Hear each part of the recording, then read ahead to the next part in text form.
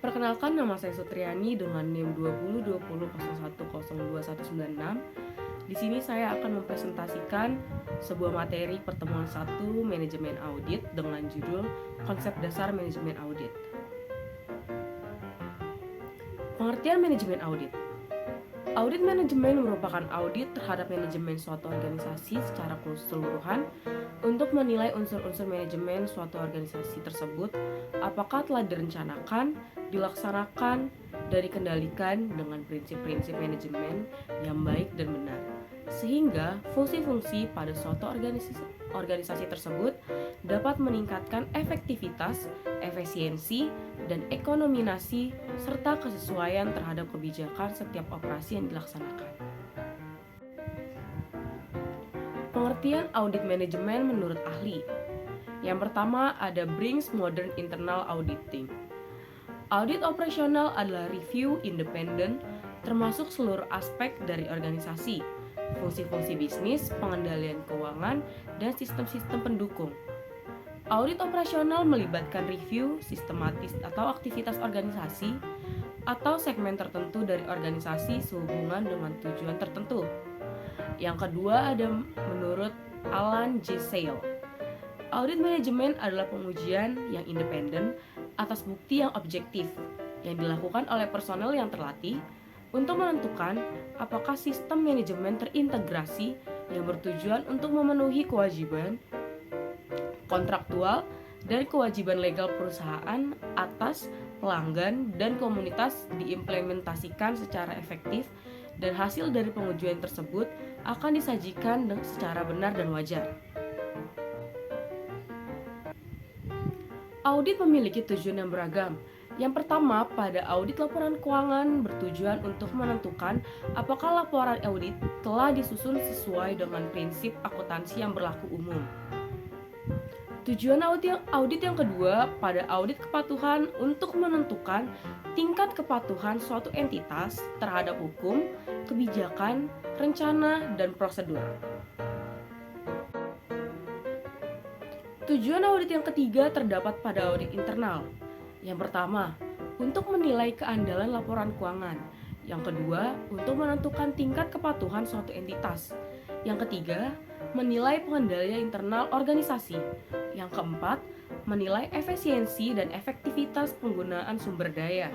Yang keempat, program peninjauan terhadap konsisten hasil dengan tujuan organisasi.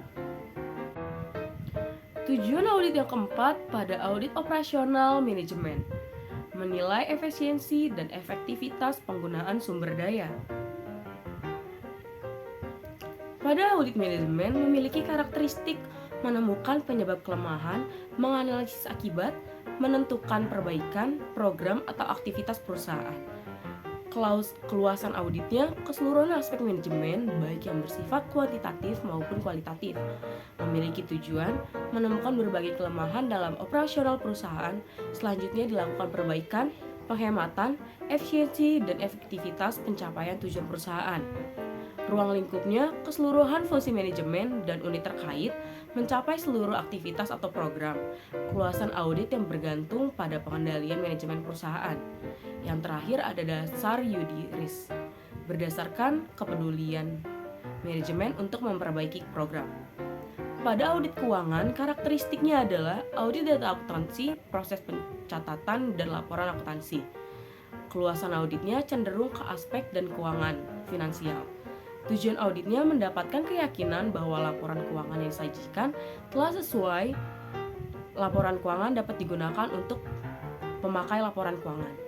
Ruang lingkupnya data akuntansi dan proses penyajian laporan yang disajikan manajemen. Keluasan audit bergantung pada efektivitas pengendalian internal perusahaan.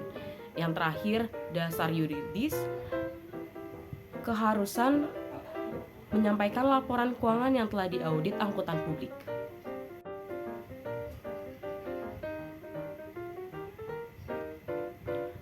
Pada manajemen audit, pelaksana auditnya adalah audit internal maupun eksternal.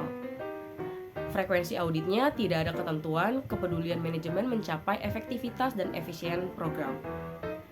Orientasi hasil audit, perbaikan kinerja masa datang, dan antisipatory audit. Bentuk laporannya komprehensif, kesimpulan audit, kesimpulan penting, rekomendasi, belum ada standar baku. Laporan tergantung dari kemampuan auditor. Pengguna laporannya adalah pihak internal sendiri. Pada audit keuangan, pelaksana auditnya adalah audit independen atau audit eksternal yang dipakai oleh perusahaan.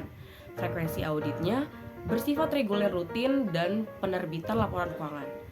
Orientasi hasil auditnya, audit, data keuangan yang bersifat historis, dan penilaian kinerja masa lalu. Bentuk laporannya memiliki standar baku, standar SAPAP, laporan bentuk pendek yang menyertai laporan keuangan hasil audit.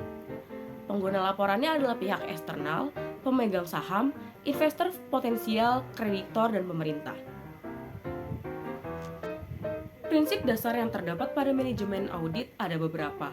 Yang pertama adalah audit dititik beratkan pada objek audit yang berpeluang untuk diperbaiki. Yang kedua, prasyarat penilaian terhadap kegiatan objek audit. Yang ketiga, pengungkapan adanya temuan-temuan yang bersifat positif. Yang keempat, identifikasi individu yang bertanggung jawab terhadap kekurangan yang terjadi. Yang kelima, penentuan tindakan terhadap petugas yang seharusnya bertanggung jawab. Yang keenam, pelanggaran hukum. Yang ketujuh, penyelidikan dan pencegahan kecurangan. Pada manajemen audit, terdapat tahap yang harus dilakukan oleh auditor. Yang pertama, pada audit pendahuluan. Yang pertama bertujuan informasi latar belakang objek, penilaian peraturan, ketentuan dan kebijakan, penemuan objek yang memiliki potensial kelemahan, juga menentukan audit sementara atau tentatif audit objektif. Tahap audit yang kedua adalah review dan pengujian pengendalian manajemen, yang bertujuan untuk yang pertama, menilai efektivitas pengendalian manajemen. Yang kedua, memahami pengendalian yang berlaku. Yang ketiga, mengetahui potensi kelemahan aktivitas. Dan yang terakhir adalah mendukung audit sementara dan menjadikannya audit yang sesungguhnya atau definitif audit objektif. Tahap audit yang selanjutnya adalah pelaporan, yang bertujuan untuk mengkomunikasikan hasil audit, termasuk rekomendasi, pihak yang berkepentingan, laporan komprehensif, menyajikan temuan hasil audit untuk mendukung kesimpulan audit dan rekomendasi. Tahap selanjutnya yang harus dilakukan adalah tindak lanjut, yang bertujuan untuk mendorong pihak yang berwenang untuk melaksanakan tindak lanjut atau perbankan sesuai dengan rekomendasi yang diberikan.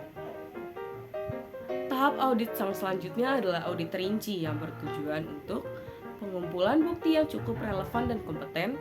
Yang kedua, pengembangan temuan, ketertarikan temuan satu dengan temuan yang lain, disajikan dalam kertas kerja audit atau KKA sebagai pendukung kesimpulan dan rekomendasi yang dibuat. Sekian dari presentasi saya. Kata-kata yang kurang atau salah mohon dimaafkan. Terima kasih.